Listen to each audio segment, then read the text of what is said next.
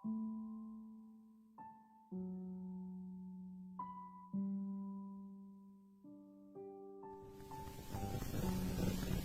bersyukur kepada Tuhan. Sebenarnya yang kita peringati pada hari ini adalah Yohanes 3:16, di mana dikatakan karena demikian Allah mengasihi isi dunia ini sehingga dikaruniakannya anaknya yang tunggal itu, supaya barang siapa yang percaya kepadanya tidak binasa, melainkan beroleh hidup yang kekal. Barang siapa yang percaya kepadanya, siapa saja yang percaya kepadanya, siapa saja termasuk kita semua yang berhimpun di sini, apapun latar belakang saudara, suku, agama saudara, berita bagi saudara, Allah Bapa mengasihi saudara dan Dia tidak ingin saudara binasa. Dia mau supaya saudara sampai kepada hidup yang kekal. Oleh sebab itu Dia mengirimkan anaknya ke dunia ini, lahir menjadi manusia. Itulah Dia Tuhan Yesus Kristus, supaya barang siapa yang percaya kepadanya tidak binasa, melainkan beroleh hidup yang kekal. Tidak binasa, tidak binasa, melainkan beroleh hidup yang kekal. Jadi ada dua perkara. Ada manusia ini yang akan binasa, ada yang beroleh hidup yang kekal. Tetapi biarlah kita mengerti, pengertian binasa di sini bukanlah mati dan lenyap, tidak. Binasa maksudnya di sini hukuman yang kekal. Tidak 100 tahun, tidak 200 tahun, tidak 1000 tahun. Tidak ada tertulis dalam Alkitab sesudah manusia ini 1000 tahun dihukum dalam neraka, kemudian Tuhan murah menyucikannya lalu kembali ke sorga. Tidak ada. Sekali neraka tetap neraka selama-lamanya. Inilah yang disebut binasa. Saudara, bukanlah kebetulan karena hadir pada tempat ini.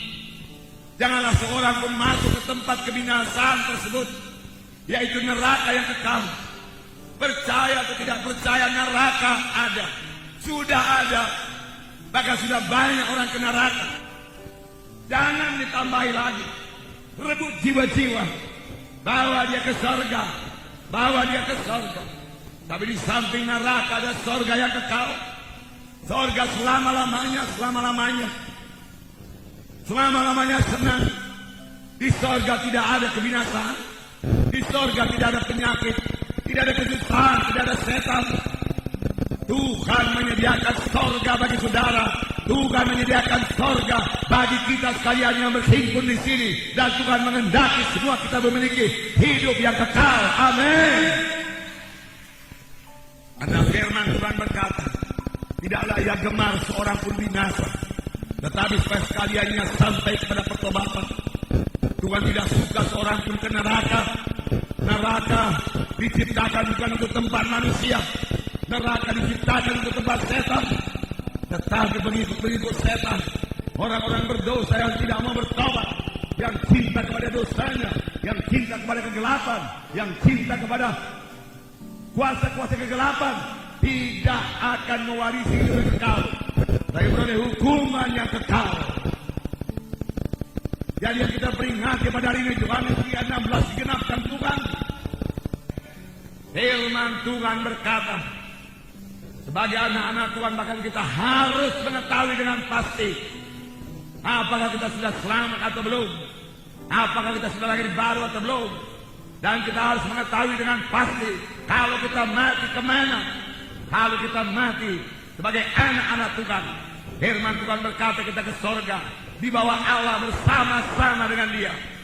Kalau kita hidup dalam Tuhan dan mati dalam Tuhan.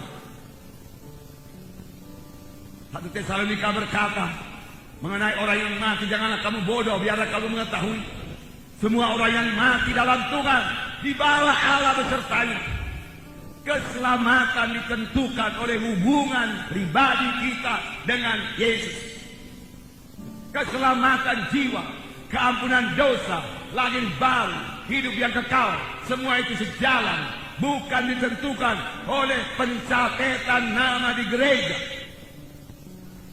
Firman Tuhan berkata dalam 1 Yohanes pasal 5 ayat 11 dan 12 dikatakan, Dan inilah kesaksian itu. Allah telah mengaruniakan hidup yang kekal kepada kita. Dan hidup itu ada di dalam anaknya. Barang siapa memiliki anak, ia memiliki hidup. Barang siapa tidak memiliki anak itu, ia tidak memiliki hidup. Semuanya ini dituliskan kepadamu supaya kamu yang percaya kepada nama anak Allah itu tahu ataupun mengetahui bahwa kamu memiliki hidup yang kekal. Di sini dikatakan, inilah kesaksian itu. Allah telah mengaruniakan hidup yang kekal kepada manusia ini. Tetapi siapakah yang selamat? Siapakah yang menerima karunia itu? Di sini dikatakan, barang siapa memiliki anak. Anak ditulis dengan huruf besar. Maksudnya bukan keturunan. Bukan maksudnya barang siapa yang memiliki keturunan dia memiliki hidup yang kekal. Tidak. Maksudnya di sini barang siapa yang memiliki Yesus, ia memiliki hidup yang kekal. Barang siapa tidak memiliki Yesus, ia tidak memiliki hidup yang kekal.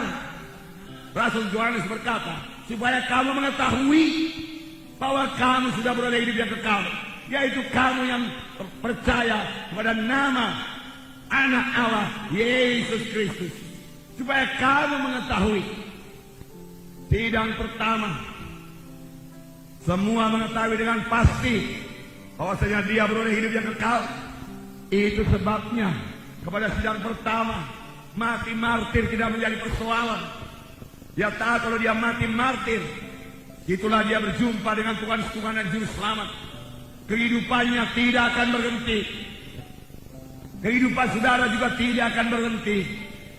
Barang siapa yang memiliki Yesus, dia memiliki hidup. Barang siapa tidak memiliki Yesus, dia tidak memiliki hidup yang kekal. Jadi keselamatan jiwa bukan tergantung dari kebaikan saudara. Firman Tuhan berkata, kebaikan manusia ini, kejujuran manusia ini hanya sebagai kain lapuk di hadapan Tuhan. Memang sesudah selamat, saudara harus bertobat. Harus bertobat. Dan sesudah kita selamat, yaitu sesudah kita menerima Yesus sebagai Tuhan dan Juru Selamat kita sanggup melawan dosa itu. Mengapa? Karena kita tidak sendiri lagi. Ada Yesus dalam hati kita. Kita tidak sendiri. Ada Yesus dalam hati kita. Amin, saudara. Ada Yesus dalam hati kita.